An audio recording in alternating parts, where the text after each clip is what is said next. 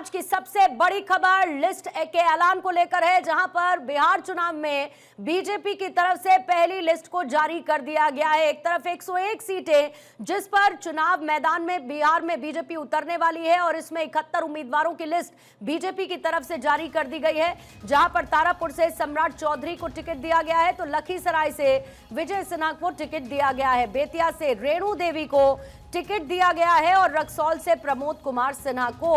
चुनावी मैदान में उतारने की तैयारी बीजेपी कर चुकी है। जमुई से श्रेयसी सिंह को टिकट दिया गया है तो बांकेपुर से नितिन नवीन को टिकट दिया गया, दानापुर से रामकृपाल यादव का नाम है, सीतामढ़ी से सुनील कुमार को टिकट दिया गया है। कुल मिलाकर 71 उम्मीदवारों के नाम इसमें शामिल हैं, जिसमें सम्राट चौधरी का नाम भी शामिल किया गया है। हालांकि कुछ नाम इसमें जरूर मिसिंग है, दूसरी लिस्ट भी आएगी क्योंकि 101 सीटें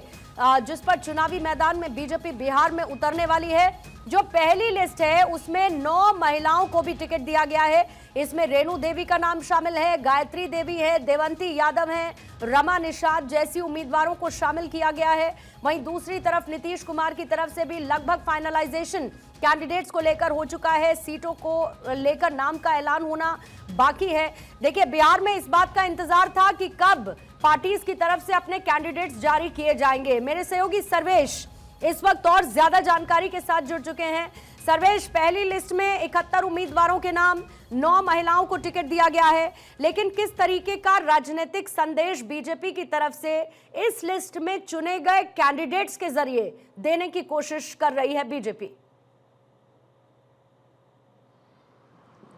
देखिए पूर्णिमा, कई ऐसे नाम हैं जिन पे कि लगातार ये कहा जा रहा था कि वो लोग चुनाव में इस बार मैदान में होंगे। सम्राट चौधरी की बात कर लिया जाए या फिर रामकृपाल यादव को दानापुर से उम्मीदवार बनाया गया, जो कि एक तरह से कहा जाए तो लालू प्रसाद यादव का गढ़ माना जाता रहा है और दानापुर की सीट जो है काफ़ी चैलेंजिंग सीट मानी जाती रही है। आशा देवी वहाँ से बीजेपी कैंडिडेट हुआ करती थी और आशा देवी को वहाँ से इस बार टिकट उनका काट कर रामकृपाल यादव को वहाँ से उम्मीदवार बनाया गया है। सम्राट चौधरी को तारापुर से उम्मीदवार बनाया गया। विजय सिन्हा जो दूसरे डिप्टी सीएम हैं उनको लखीसराय से टिकट से उनको उम्मीदवार बनाया गया। मंगल पांडे सिवान से उम्मीदवार हैं, अक्सर एमएलसी बनकर वो मंत्रिमंडल में शामिल होते थे, लेकिन इस बार सिवान में उनको उतारा गया है। तो बीजेपी ने बहुत सोच समझकर अपने पुराने चेहरों पर भरोसा किया है और जो कुछ नाम ऐसे हैं जिनको कि ड्रॉप किया गया है उसमें एक कुम्हरार से अरुण सिन्हा का नाम लिया जा सकता है कि कुम्हरार से अरुण सिन्हा है। निकी हेम्ब्रम है जिनको कटोरिया से जो थी विधायक थी, उनका वो सिटिंग विधायक थी, उनका टिकट काट दिया गया। तो एक तरह से कहा जाए तो बीजेपी ने बहुत सोच समझकर वैसे उम्मीदवारों पे भरोसा किया है जो उम्मीदवार जिताऊ हो सकते हैं, जो जातीय समीकरण के हिसाब से, क्योंकि जातीय आधारित जब गणना हुई तो उसके हिसाब से ये तमाम चीज़ें देखने को मिली कि उसके हिसाब से सीटों को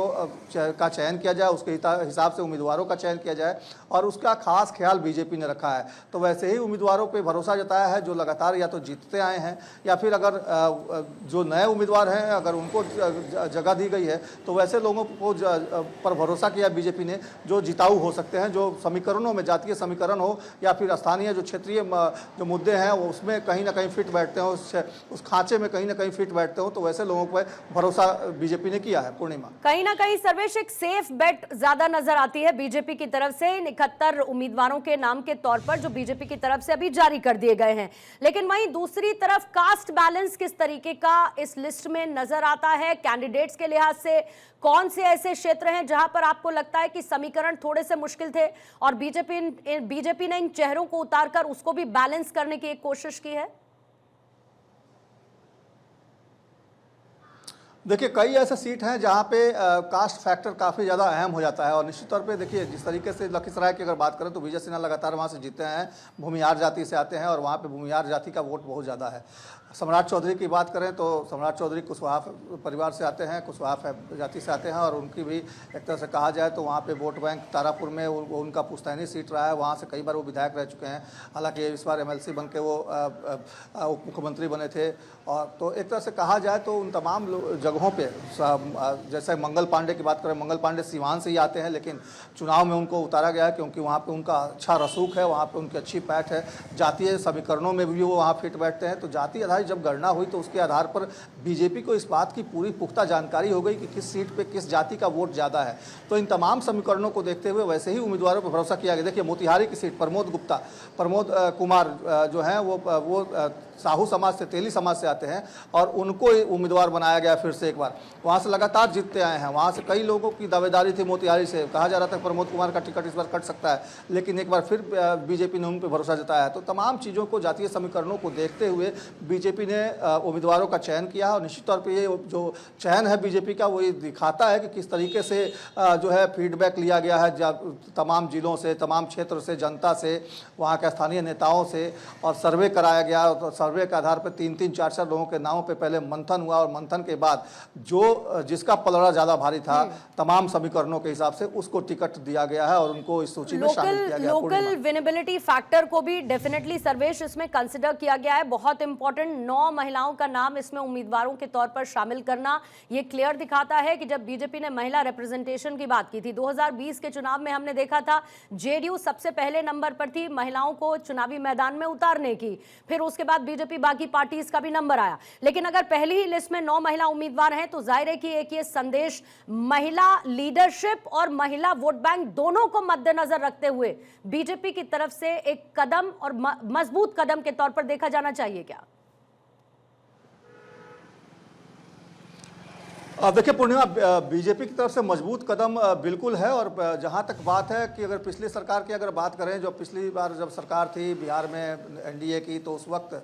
तारकिशोर प्रसाद और रेणु देवी, जो कि बेतिया से इस बार फिर मैदान में हैं, वो उप मुख्यमंत्री बने थे। तो बीजेपी लगातार महिलाओं को बढ़ावा देती है और इस बार उसने महिलाओं पे ज़्यादा भरोसा भी किया है और इस बार महिलाओं को ज़्यादा तरजीह भी दी गई है। महिलाओं के लिए जिस तरीके से योजनाएं चलाई गई हैं बिहार में, उन तमाम चीज़ों को देखते हुए महिलाओं का प्रतिनिधित्व बढ़े, इस पर भी खास ख्याल रखा गया है बीजेपी के इस सूची में। और उसको देखते हुए पहली सूची में 9 महिलाओं का नाम, इस बात की तस्दीक करता है कि बीजेपी ने कितना ठोस, एक तरह से कहे तो, रणनीति बनाया था और उस रणनीति का परिणाम है कि 9 महिलाओं को पहली सूची में जगह दी गई है। रेणु देवी एक बार फिर से बेतिया से चुनाव मैदान में होगी, जो बिहार में उप मुख्यमंत्री रह चुकी हैं जब सम्राट चौधरी और विजय सिन्हा के पहले जब बीजेपी की और जेडीयू की सरकार थी, तो उस वक्त तारकिशोर प्रसाद, जो कि